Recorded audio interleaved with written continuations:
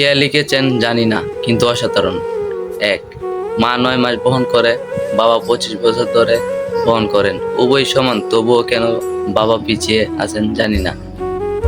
মা বিনা বেতনে সংসার চালায়, বাবা তার সমস্ত বেতন সংসারের জন্য ব্যয় করেন।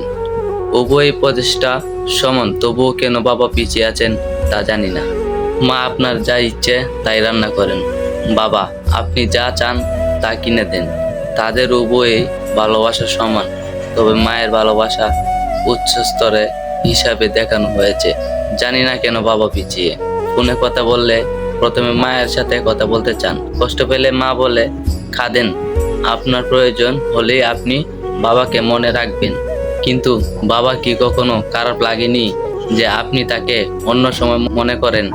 ছেলেদের কাছ থেকে ভালোবাসা পাওয়ার ক্ষেত্রে প্রজন্মের জন্য বাবা কেন পিছিয়ে আছে জানি না।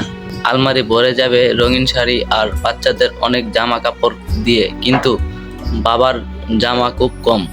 নিজের প্রয়োজনে দুয়াক্কা করেন না, তারপরও জানি না কেন বাবা পিছিয়ে আছেন। মায়ের অনেক সোনার অলংকার আছে, কিন্তু বাবা একটাই আংটি আছে যেটা তার বিয়ের সময় দেয়া হয়েছিল। তবুও মা কম গহনা নিয়ে অভিযোগ করতে পারেন, আর বাবা করেন না। তারপরও জানি না কেন বাবা পিছিয়ে।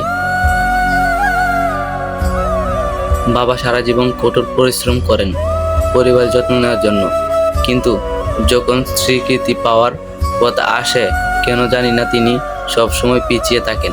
মা বলে আমাদের এই মাসে কলেজে টিউশনি দিতে হবে, দয়া করে আমার জন্য এই ঈদে একটি শাড়ি কিনে দিতে হবে। অথচ বাবা নতুন জামা কাপড়ের কথাও ভাবিনি।